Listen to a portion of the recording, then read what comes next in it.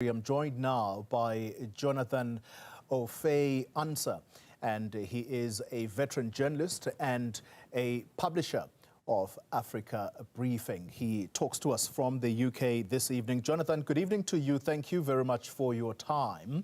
Let's begin with a reaction in the United Kingdom that Mr. Tshuma was arrested in South Africa on the evening of Friday. Yes, naturally. When the case broke, the news of the murders broke a week or so ago. In fact, people were shocked, uh, at the murders, to kill, your wife and two daughters just because your wife asked for a divorce, and people just could not, comprehend why he did that. So, the news of his arrest actually came as some sort of a relief because people would like to see him brought to justice. Number one, why he did that, and number two, to be brought to justice. So the news came as was welcome, by everybody in the UK who has followed the case. Yeah, and the British media, how have they treated this story? How have they been reporting around it before his arrest? Well, there is just a normal, crime report. The fact that the alleged murderer, the husband or the whole family is Zimbabwean British. That doesn't come in. Their ethnic identity, that doesn't come in. A crime is a crime. It's been committed, and so they reported it as a normal murder case. And also, they give the background, that they were quite well-to-do middle-class family. They lived in a 1.5 billion pound house. I saw pictures of the house. I don't live in such a house. The guy accused, is a high earner, earns about 100,000 pounds a year, which is very high by UK standards. So one couldn't understand why he did what he did. So that's how the media reported it. They just tried to put a human, angle to the whole reportage. Yeah. It is understood, as I hear from you now, that there was this story around a divorce. Do we know that for certain?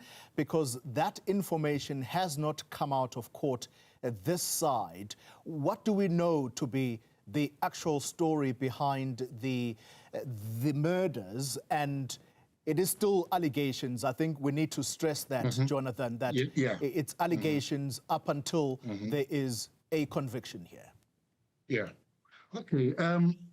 According to close relatives, who live in the same area, they spoke to the media, and according to media reports of what the close relatives said, I mean, the marriage, was on the rocks for a while, and the wife, the deceased wife, asked for a divorce. And the reporting is that the guy could not bear to be parted from his wife. So that's why he allegedly, resorted, to that extreme measure of murdering the wife and the two beautiful daughters.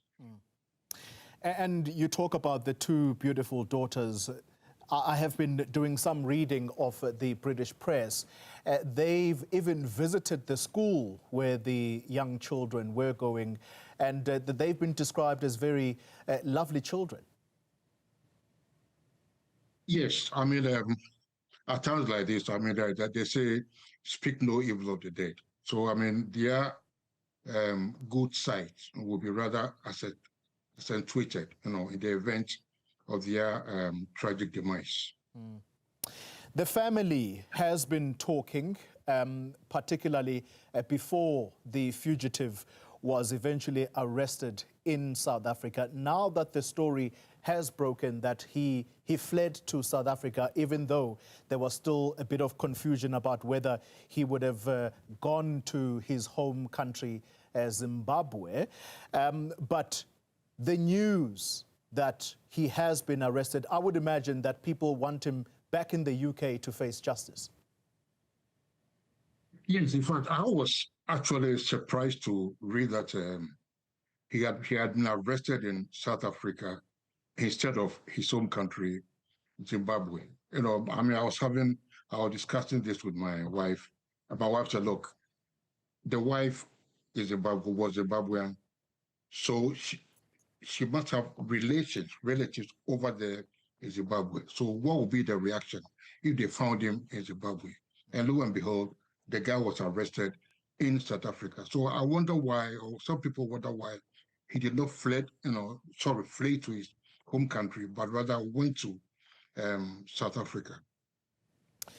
Jonathan, thank you very much for your time this evening. Jonathan Offei-Ansah is a veteran journalist and a publisher of Africa Briefing. He's based in the United Kingdom.